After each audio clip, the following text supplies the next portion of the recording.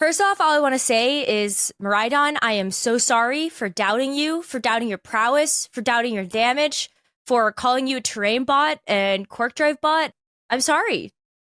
Anyway, welcome everybody to the Indianapolis Regional Championship recap video sponsored by Beastcoast and for Beastcoast from all of us at Beastcoast. We're so excited to have you all to break down what happened at the event, especially because it was our very first Regulation G event and it was pretty exciting. So myself, James, Aaron, and Wolfe are going to be diving into the topic. And anyone else want to apologize for Miraidon, or is that's just a me issue?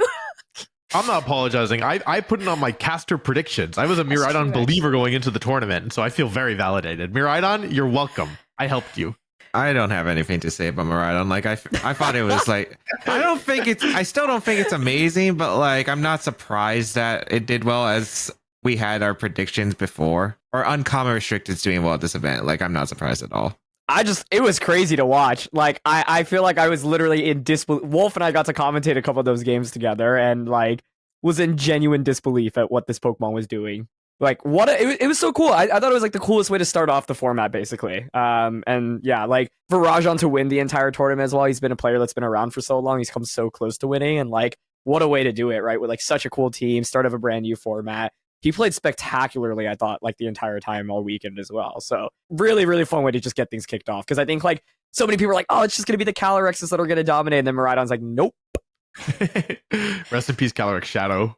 Oh my gosh. What is it that Japan is calling them now? It's like Calyrex Good, which is Calyrex Ice Rider, then Calyrex Bad, which is Calyrex Shadow Rider.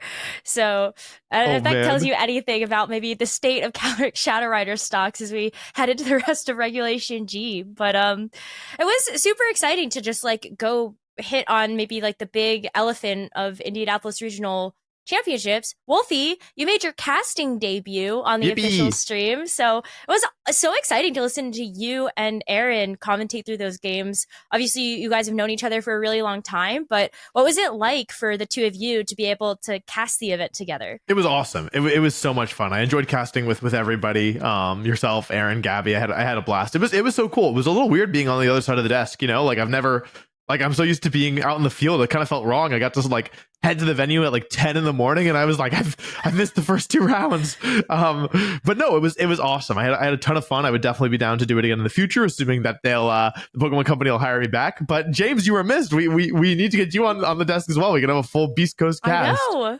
I would absolutely love that. If there's ever an opportunity, I definitely would. But honestly, I'm so happy for you guys. Like I saw like pics of the weekend. I unfortunately did not get to cast any or catch any of the casting. I will be watching it. Unfortunately, I was just like outside of the house all weekends, but I definitely was like, yeah, these guys 100% deserve it. And I was really happy to see you all do well in Indy. And I saw a super positive review on Twitter. So like, I was a little surprised. I was definitely, I mean, whenever you put yourself out there, you should be prepared for, you know, a mixed bag of feedback, and especially casting alongside like y'all who have so much experience and so much legacy. I was like, I hope I can keep up. But yeah, everyone seemed to enjoy it. So I'm really grateful about that. Honestly, Wolfe, I'm just proud of you that you said Incineroar correctly. I don't know how many times on that broadcast you had to say Incineroar, but you did say it right every single time.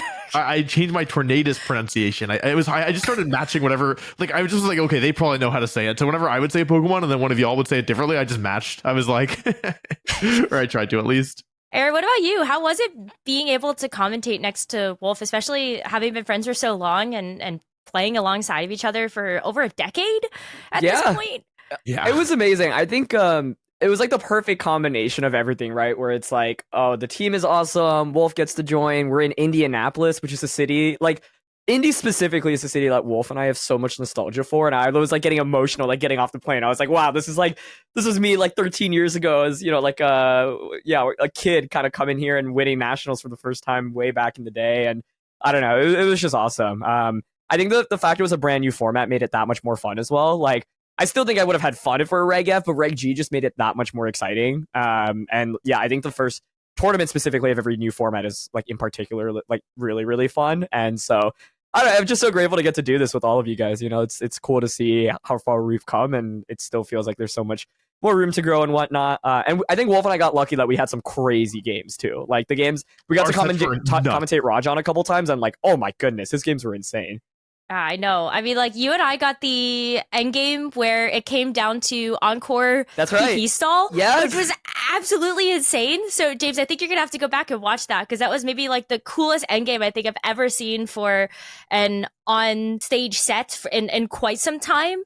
But, James, you also missed you there. So why not play in the first Regulation G event of the format? So as you guys also have memories of Indy, I also have a memory of Indy, and I am not exactly happy about like going to Indy. I do not think I would want to really go back to Indy if I choose sorry, to. James. Look, it's not even like a bitterness thing. It's just like, okay. So there are very few cities, I think, in the US that I have felt like super unsafe in. And Indy is one of the top ones, other than Portland, I think. Which is why I will also probably not go back to Portland. But if Indianapolis has no haters, James Baek has died. I don't know why, but Indy was like one of the more unsafe cities. I felt like I never felt safe in Indy, so that's the only reason why I choose also not to. Also, like for some reason, the flights were super expensive to go this year because there was like a marathon and a bunch of other events. Oh yeah. I started running literally a few weeks ago. Like I really got into running recently, and I was like, like I should have like booked my flight to come earlier so I could run the marathon. And then it was only a 5K, I think. But I like because it was right outside our hotel. Like Wolf and I were like, let's go get breakfast, and then we like left the hotel. We're like, it's doomed. Like this place we want to go to is filled with marathon. Or, like people who just this ran. amazing breakfast place. It looks so good. I was so excited. I was like, oh my god, for the first time at a Pokemon tournament, I can go get breakfast because my call isn't until later. And then Aaron and I showed up. Marathon runners everywhere. They were like, it's a 45 minute wait. Yeah, they're like, the wait's like 45 minutes, and we're like, just casually be late to the broadcast. Like, no big deal. We got your back. I was not going to be late to my first cast. I definitely heard about some crazy matches. I think you two casting or all of you casting, like even a Reg F Raging Bolt, like Balance Mirror would probably be exciting. But yeah, I guess we should probably deep dive into the tournament because that's probably the only thing I really have any knowledge of. So what did you guys think of the top 8 specifically? I think so. I mean, Miraidon's like the first thing to talk about, right? We already talked about it a little bit, but this Pokemon is legit, and I think like most people, when building for this tournament, were not thinking about like, how much damage Choice Specs Miraidon does in particular. I think Specs is like a nasty combination with Fergraph just because it blocks the priority fake outs, and so yeah, I think the team that Rajan, Aaron Trailer, and a couple others had ended up bringing to this tournament was like a brilliant call, and it's like not surprising that it finished first in top 8. Calyrex Ice Rider, I think a lot of people had pegged as the number 1 restricted going into this Pokemon. It didn't disappoint, right? Like it did quite well. I think it finished in 3rd and 4th place, and then like 9th, 10th, 11th, and 13th place as well. Terapagos ended up finishing 2nd and 5th, as well as one more finish in the top 16. The big thing to call out is the lack of Calyrex Shadow Rider. This Pokemon did not even break into the top 16 of this tournament, which I think is wild. In fact, Zamazenta and Kyurem White and Groudon all placed higher than Calyrex Shadow Rider, which I would not have bet on. Yeah, me either. I mean, heading into the tournament, I think it had a huge target on its back. Joseph Ugarte, one of the top players in North America, had been sort of pioneering the more standard Shadow Rider Calyrex team we had seen in the grassroots tours like Victory Road. I think he top cut basically every tournament that he played in. So it was really hard for Shadow Rider, I feel like, to stay under the radar in the same way that maybe Choice Specs Miraidon would, because everyone's like, that Pokemon is fraudulent. Like, we don't need to prep for that. Same thing with maybe even Kyogre, everybody looking at it as sort of a lower tier pick. But I don't know, maybe, what do you all feel like? Because I do feel like Shadow Rider just kind of stuck its neck out a little too far. I think the thing about this format is that because there's only ever one restricted Pokemon on a team, it's a bit different than past restricted formats in that you can kind of justify using Pokemon that have a very strong matchup against specific restricted if you think they're going to be popular, right? Like if you have a Pokemon that has a really good matchup against like Ice Rider, then like you can actually justify using it on a team because it makes your Ice Rider matchup that much easier. Then yeah, it's just a big deal. And I think the thing with Calyrex Shadow is that not only did it, in my opinion, have the biggest target on its back at the start of the reg, like we all kind of at this point believe Ice Rider to be a little more consistent, but Shadow Rider was the talk of the town going in. Like it looked like the scariest. And so not only were people paying it special attention, also Shadow Rider teams at the moment are they're built with Calyrex Shadow Rider as the main center point. Like they're often running Incineroar, Rillaboom, and Amoonguss, and sometimes like Clefairy over Amoonguss, and sometimes Torn over like in the 5th slot, or like Raging Bolt with Calm Mind sometimes. But the thing about that is that when your restricted Pokemon struggles, and like when the matches that it struggles against, like against normal and dark types, for example, you're just so far like behind when it comes to actually doing damage because your opponent will have a restricted Pokemon that they have access to, and you kind of don't, and your other Pokemon like don't excel at doing damage. And if we look at the top teams in this tournament, a lot of them have Pokemon outside of the restricted Pokemon that can really excel at doing damage, and I think that's not a coincidence. So I don't think Shadow Rider is like actually a fraud. I just think it probably needs like a different, like it needs to be built in a different way, and maybe like use a different set in order to find success. 100% agree with Wolf. I felt like I didn't really like any of the balanced Shadow Riders comps, just because you really rely on Shadow Rider to do most of the damage output. You play really passive otherwise. And yeah, I do also agree with Wolf where I think in this format where I think taking a more offensive initiative is actually like a really key factor, because if we see a lot of the top 8 teams, most of them do have a lot of offense where like we have the restricted Pokemon, and then usually probably like at least one other Pokemon that can do a lot of damage. In a lot of cases, I think only a few times where you could really truly rely on one restricted as a centerpiece. I don't think it really truly exists, because there's always going to be a restricted that does really well into like whatever restricted you're going to bring. So if you want to do well in this format, you generally have to bring at least 2 heavy hitters to make up for the damage output. Ice Rider maybe can be the exception, but I think we saw like more offensive variants with like Pelipper Rain with like Water Urshifu that ends up helping out the matchup specifically, because it gives another mode to the team where you can actually do a lot of damage without just Ice Riders. So I would say that in this format, you do want more offensive coverage, and I just feel like Shadow Rider builds haven't exactly grown to that level yet. Yeah, I think if you look at the teams from Indy specifically, it's like almost all the top performing Shadow Rider teams, it's like are all balance-esque. It's like Shadow Rider, Raging Bolt, Instant, Rillaboom, Amoonguss, maybe Tornadus. And so like there, I don't think was like that much innovation in terms of how to build around this Pokemon. And yeah, as a result, like it's not surprising a lot of people are using kind of like the similar stuff, and then it's like falling short to the, a lot of the other top compositions. And so yeah, I don't think it's a fraud by any means, that it's still ridiculously good Pokemon, but I'm curious to see where team building kind of goes from here, because it's clear that like this balance stuff is like decent, but is it good enough to actually win events? Maybe, but for the most part, like, yeah, it's, the fact that none of them were even able to break the top 16, I think is really interesting. And actually the first game that Wolf and I commentated, it was Dylan versus Z, and I thought that game showcased why the Shadow Rider comps struggle a little bit, where I think it was like Calyrex Ice Rider had Terra, and then the opposing side just had like no offense to deal with it whatsoever, other than like clicking Astro Barrage a couple times. And so it was like one Pokemon essentially walled so much of the opposing offense from the other side, which made things really, really difficult. So yeah, I don't know if balance is the way to go with Shadow Rider going into the future, but we'll see.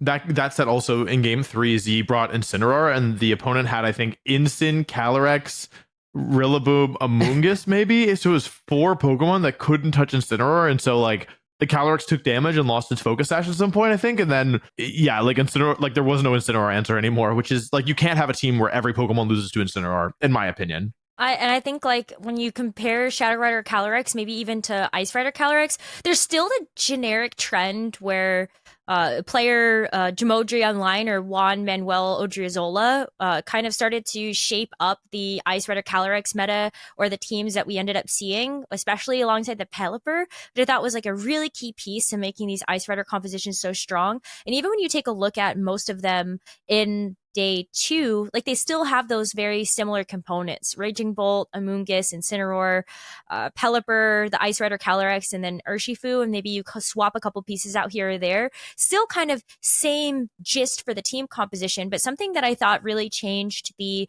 dynamics and the overall identity of these Ice Rider teams was actually the Tera on the Ice Rider Calyrex. I felt like we saw 3 different Teras over the weekend: fire, grass, or water, all with super unique utility for each team. It really just depends on what you really want to build for. Like if your team has enough Amoonguss answers, you don't need the grass Terra, so you could run either fire, because Willis Incineroar has been a very popular pick just to handle Calyrex Ice Rider, or water, which has been a more defensive Terra. It helps out a lot, especially against like rain. The opposing Cali Ice Mirror, it's nice.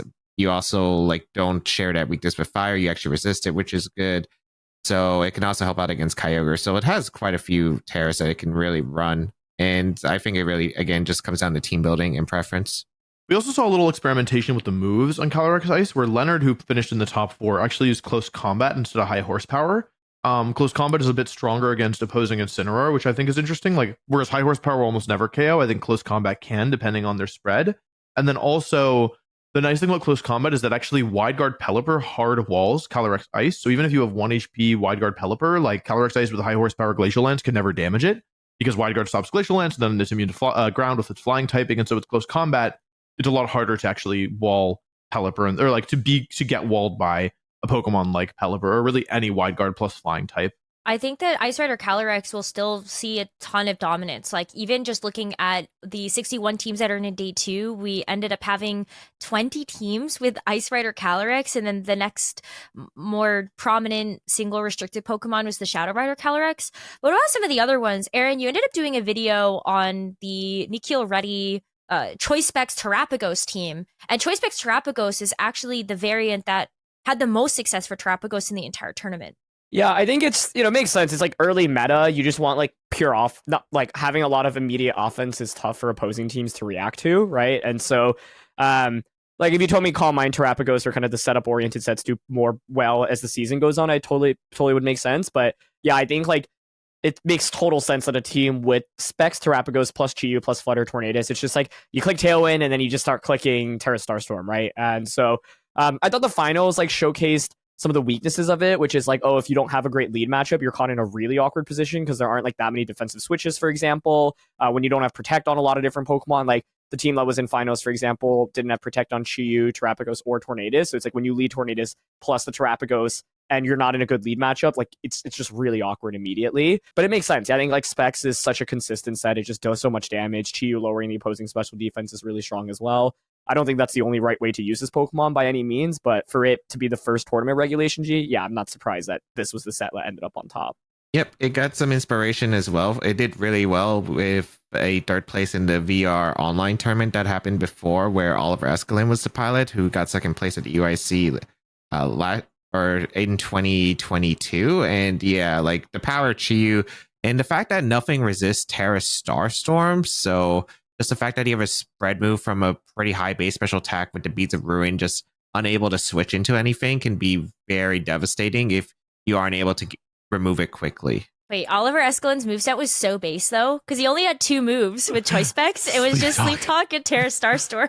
But we saw the value actually in a Hyper third Beam move on stream, which was Hyper Beam, when it one shot. It actually won Andrew the top 4 match, right? Where That's he right. used it to one hit KO Calyrex Ice, which like, I mean, I wasn't thinking about or expecting, and even like I think it was probably guaranteed as I recall, but like yeah, that the move power is just ridiculous there from Specs Hyper Beam with Terra Stellar with Stab. So while cute, I do think that maybe having additional moves is optimal on Terapagos. Oh, shout outs to Sylveon for the Choice Specs Hyper Beam tech from several seasons ago.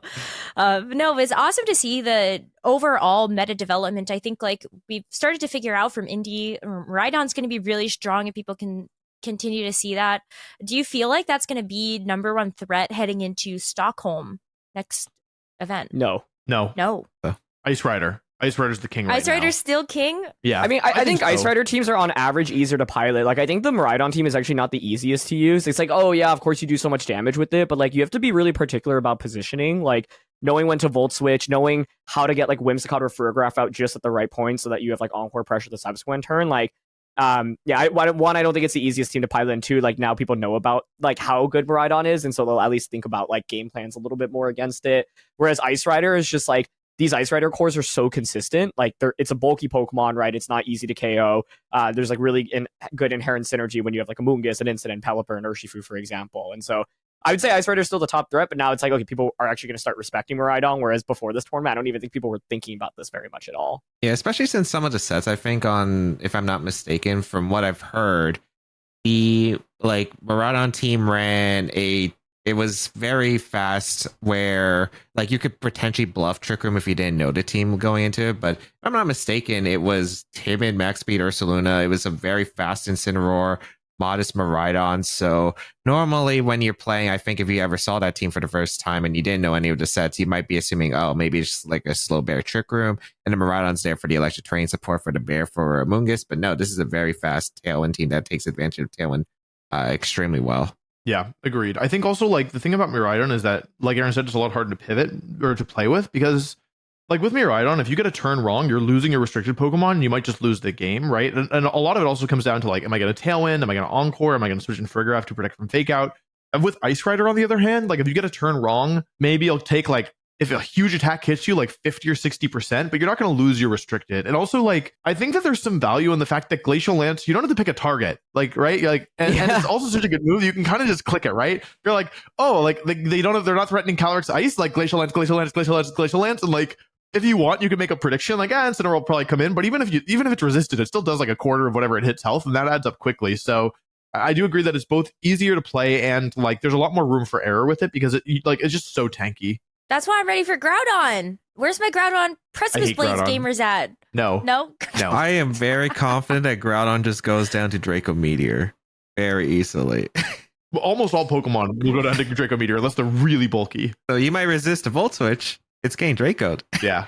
Okay, well maybe not Groudon, but there were a couple other Pokemon that I feel like were kind of, so they were in day 2. I don't know how much stock we want to take in this, but the Kyurem White from Arthur Collier's team that had the Alolan Ninetales and the Milotic I support. I thought that was really neat. And then we did have a solo Lunala. Where did that go? I just had it. Yeah, Joey Woodring had a Lunala, Amoonguss, and normal Ursaluna team that I thought was neat. But I was kind of convinced that Lunala was one of those Pokemon that wouldn't really be able to do a whole lot by itself in a single restricted format.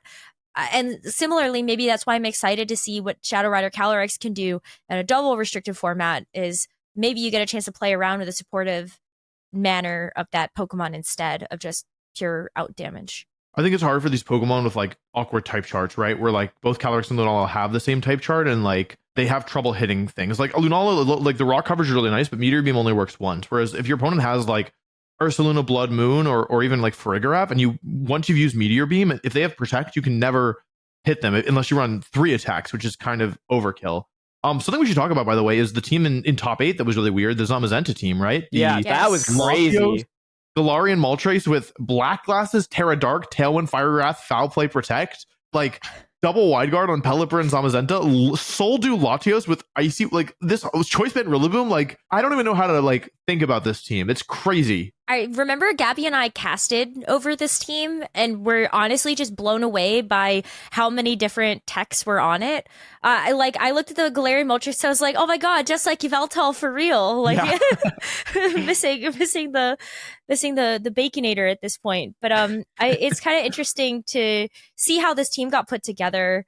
Zamazenta is one of those Pokemon that I was super interested in because of the body press set. It just KOs Incineroar if it's the right training. This is like the kind of off meta team that you are like never going to expect to fight against, right? But it's like, I think lack of experience is what makes it really hard to fight against, because it's like there's a good chance you haven't gone up against like most of these sets, right? Like the only thing that's like really standard on the team is Champao and Pelipper to an extent, but Pelipper is also like Rocky Helmet, for example, and so nothing like all of that would just like completely throw you out of loop, and like it's very hard to have like defined game plans coming into this, whereas like Keanu, I would imagine, has a much better sense of how to approach standard matchups against like Calyrex, Ice Rider, and Shadow Rider. So I think it's really cool. But that does not strike me as a team that like you can easily just pick up and do well with. It's like I imagine that he spent a lot of time team building and knowing exactly how to play into the top compositions. Yeah, especially because I guess it's really good into like spread move restricteds. It's really hard to pivot, I think, if the opponent aid is not running one of those spread move restricteds or has utter coverage. And yeah, like it doesn't really have, I think, too much room for error, because I don't know if it really gets knockouts. The Zamazenta isn't like a setup one, has no Iron Defense, it has Protect instead. There's nothing that can really set up on this team, so you kind of just have to go straight forward. It's really like I could not really say how I would expect to play against this team if I saw it in tournament, I would say. I think it's worth noting about this team, something that probably contributed to Keanu's success is the fact that it actually really bullies Ice Rider, where if Ice Rider has the standard Glacial Lance high horsepower set, like you have 2 wide guard users and you also have 3 ground immunities. So if you have a wide guard user next to a flying type, like if you have Pelipper Latios or Pelipper Moltres or like even Pelipper Rillaboom or Pelipper Terragrass Zamazenta, like with or like any flying type Terragrass Zamazenta, like there's like it's like you basically everything in this team invalidates Ice Rider, and with Ice Rider being the most popular Pokemon in day 2. Like we saw this team versus Rajon on stream, and like it almost eliminated him, to be honest. Like he had to get, I think, like pretty lucky in order to not go home. Like I think there was like some icicle crash misses and like maybe a super high roll on a Rillaboom or something. But I think it would have been interesting to see it play versus Ice Rider, because like it's like Ice Rider, it's not easy for it to really be in a position to actually do anything at any point. Yeah, especially with the Tera Grass Zamazenta, you can't spore it. Most of the things on this team is protect, so you can't go for like a fake out Glacial Lance to get like pin the other slot unless it's Rillaboom. By the way, I love Choice Band Rillaboom. It's a really underrated set. I think the last thing to cover then for the Indie Regional Championships is maybe some of the non-restricted Pokemon that we ended up seeing do really well. I think everybody kind of had their eyes on some of the core that were in the top 10, but like Farigiraf stocks went way up, especially because of an increased amount of priority spam. I'm looking at like Thunderclap from Raging Bolt, Sucker Punch on Urshifu again. Since Urshifu Single Strike made like quite the resurgence after less Terra Fairy. But I even like seeing Zarina on these teams to block priority instead.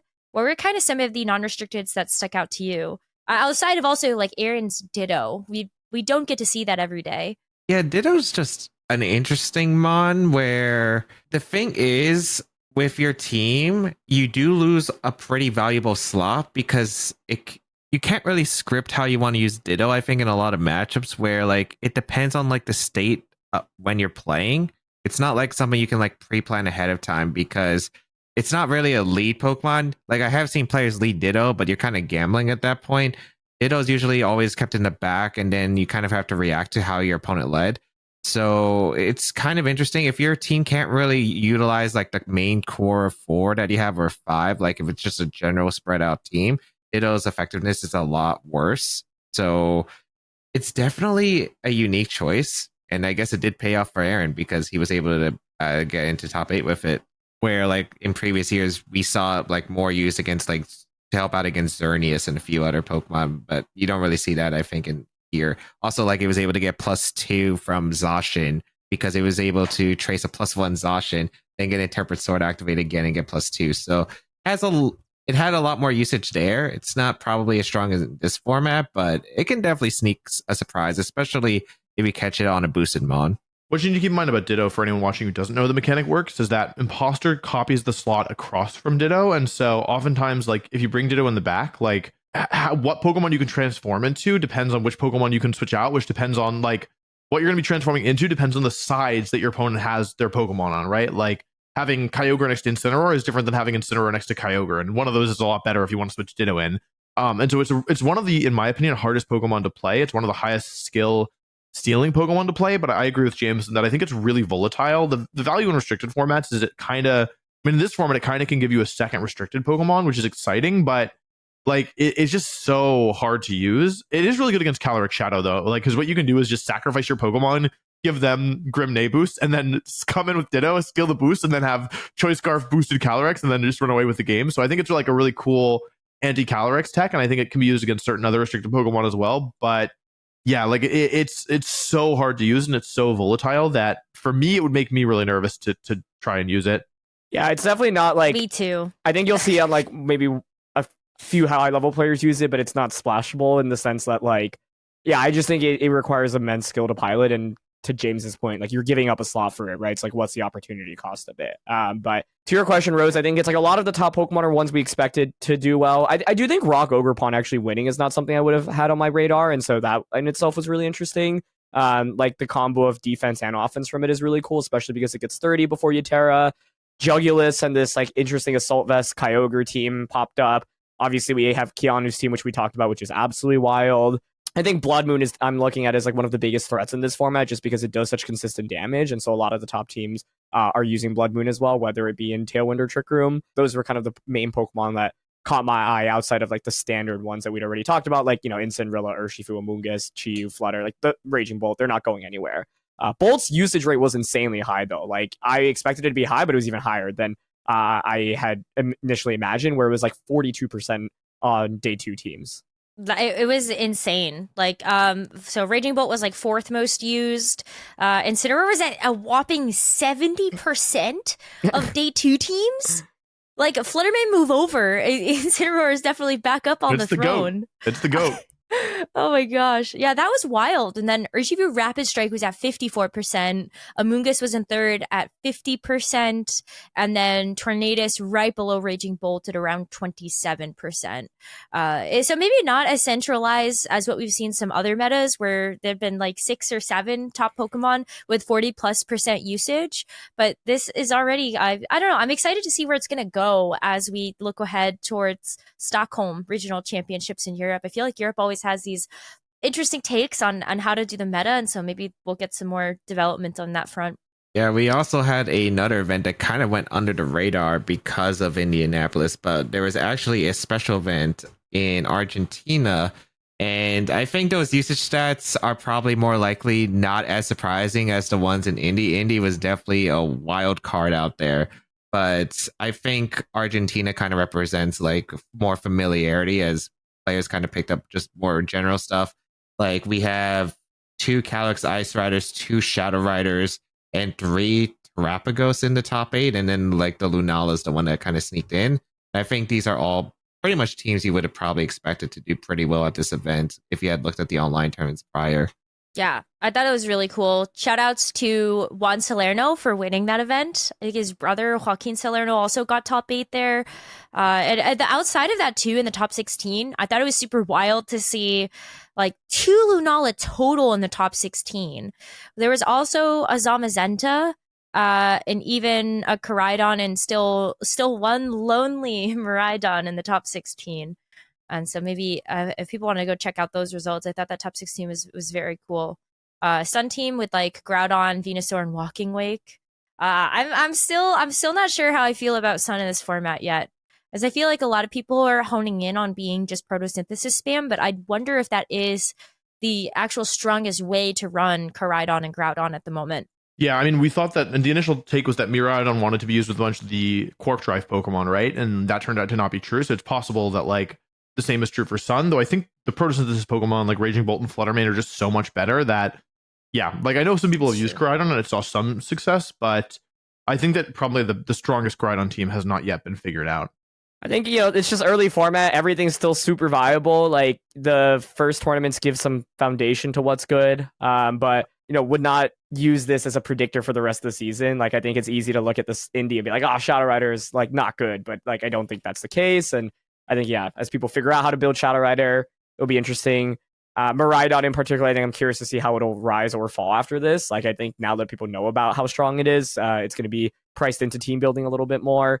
But it was an awesome first tournament, and it was cool to see so many different restricteds being used. And so, yeah, very eager to see, like, especially just the ones that are not being very used, but like ones that have potential, like Zamazenta, Lunala, Zacian, X, Y, and Z. Like, curious to see where those end up going. But yeah, it's been a fun start for sure. I think I have to ask a question though, because this is probably not related to the regulation, but I think viewers would probably be interested.